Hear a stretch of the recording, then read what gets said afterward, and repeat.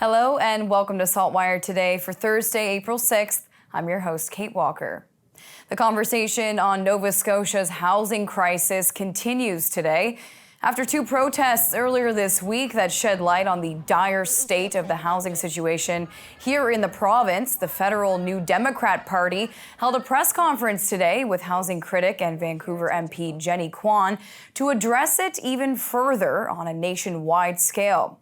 The NDP has been calling on the Liberal government to address corporate landlords who they say use the housing market to make profits while driving up the prices and precarious living conditions for Canadians. When the Liberal government had put in the National Housing Strategy Act that they would enshrine housing as a basic human right, the problem is that they're not actually acting on it.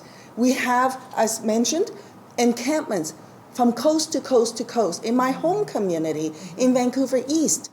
Nova Scotia Acorn held rallies this week, both municipal and provincial levels, on how the government needs to step in and act. We are fighting for options that will house everyone. We do not need to have an environment in Canada. We are a wealthy nation. There does not need to be a situation where people are so on the margins and ignored so that other people can live. What we are really doing is subsidizing and creating extreme wealth for a few at the loss and deaths of hundreds of thousands. Premier Houston had this to say yesterday when asked about his government funding the unhoused in hotels and other temporary initiatives. We'll continue to do what's necessary. I mean, the need is dramatic, so the solutions are wide and varied, and there's no one solution for this other than more housing. So we're working on that.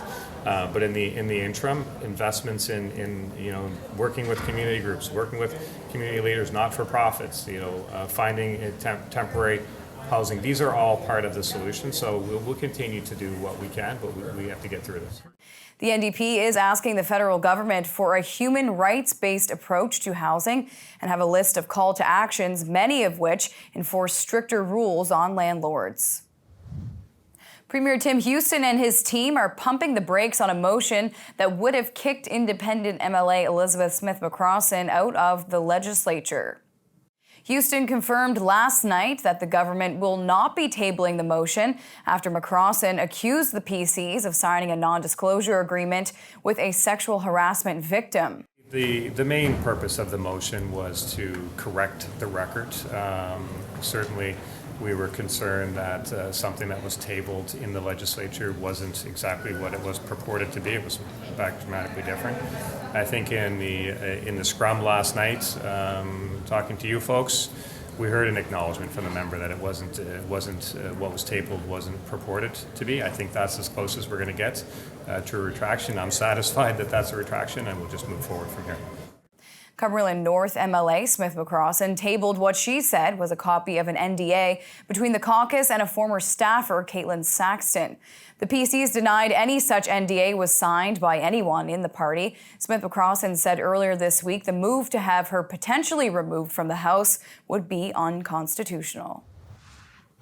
One woman in Halifax is making history for the LGBTQ community in the church. Last weekend, Arla Johnson was ordained in Halifax's First Baptist Church as a minister. Johnson is the first openly gay Baptist clergy person ordained in Canada. For me, it was a sacred day. It was a holy day. And it was a day that said to Baptist and other people that you can be queer, you can be Christians, and you can be a leader in the church. And don't let anybody tell you you can't. She and her partner, Julie Shore, a fourth-generation distiller from North Carolina, own Halifax Distilling Company, which makes J.D. Shore Canadian rum cream and white rum. Johnson, who was born in Florida, attended a Methodist church college in Georgia. I ran from the church, because I was gay at the time, but not out, and God forbid if I dared to come out. In Georgia, Southern Baptist world. When she and Shore moved to Halifax 9 years ago, she began shopping around for a church where she could feel at home. First Baptist Church on Oxford Street fit the bill. Johnson, who has founded a ministry that serves the queer community at the church, says it's been the perfect fit and about time.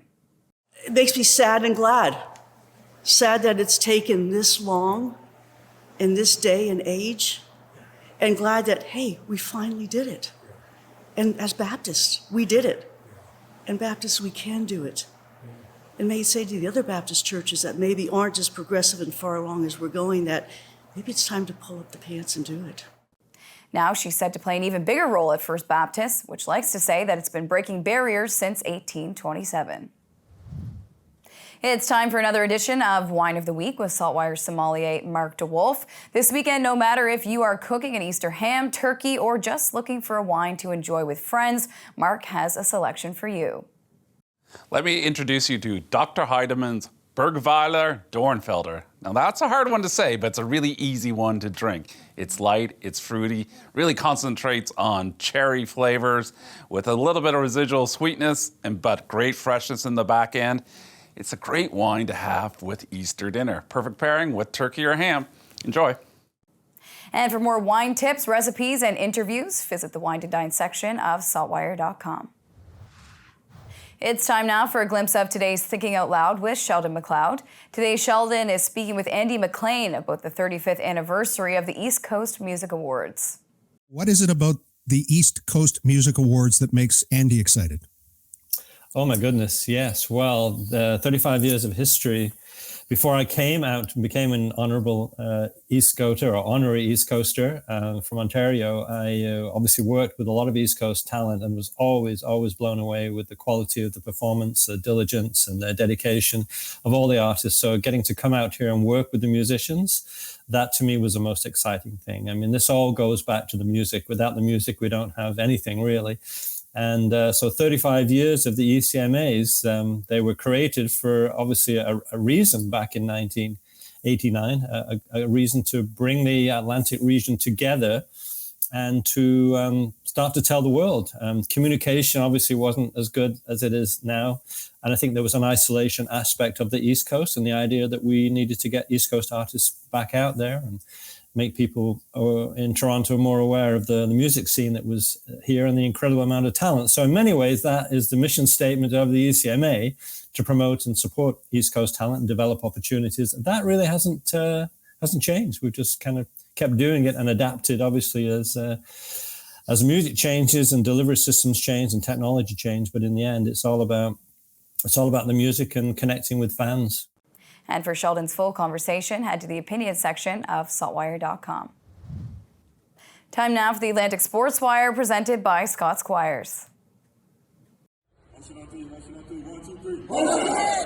Another Eastern Canadian Basketball League team tips off tonight as the Moncton Motion get their season in motion. Joining me is their head coach, Todd McKillop. Todd, thanks for being here. What's the level of excitement? People are pretty pumped around Moncton. My guys are pretty pumped. We, a lot of teams got 2 games in. This is our first game, so our guys are ready to go. That's for sure. I saw them putting the logoing on the floor at the Avenir Center. Just how ready are you, and what do the guys think about playing in that beautiful venue? Well, we got to practice in there last night, so and we were in with them into the locker room and everything earlier in the week. So they're pretty impressed with the Avenir Center is second to none in Atlantic Canada. So they're pretty excited. And like any guy that plays basketball, they just want to get at it now. They're ready. Listen, Coach, I really appreciate your time doing this. Exciting times for the league, for the city of Moncton. Best of luck with your opening game tonight and throughout the rest of the season. Thanks, Scotty. Looking forward to it. Us as well. Thank you. In Halifax, I'm Scott Squires for the Atlantic Sports Wire. Thank you, Scott. On to weather now to see what's coming up in the long weekend forecast. We're going to check in now with our weather specialist, Alistair Alders. Thanks, Kate. Like I'm sure many people did, stuck close to home today, especially this morning with that icy mix of weather moving through last night into this morning. Now, this afternoon, it was just cloudy. We had some patchy showers and drizzle around. We do have more wet weather on the way before the system clears and we enter a fairly decent stretch of weather. This evening, though, it will be cloudy. We'll have fog patches and more showers and drizzle on the way, especially overnight tonight. We will see the temperature this evening near 3 degrees, but it rises overnight tonight, and tomorrow morning near 8 degrees. Showers will be ending in the morning. As we go into the afternoon, a mix of sun and cloud with a high of 10 degrees, so it's going to be warm, but Northwest winds will be gusting 20 to 40 in the morning and then 30 to 50 tomorrow afternoon, maybe even up to 60 at times. So it's going to be a very windy day, especially tomorrow afternoon. As we head through the long weekend, Saturday we will see a mix of sun and cloud, and the temperature will be near 2 degrees and mainly sunny for Easter Sunday with the temperature near 4 degrees. Also looking nice on Easter Monday. I know some people have that off. So really, not a bad stretch of weather for this upcoming long weekend. A bit cooler than normal and what we would like to see for this time of year, but hey, at least the sunshine will be around. And I'm still eyeing those double digits as we go through next week. Some mid to high teens possible by the time I'm talking to you here next week. So something to look forward to in the long range forecast. If you are celebrating, have a great weekend and happy Easter.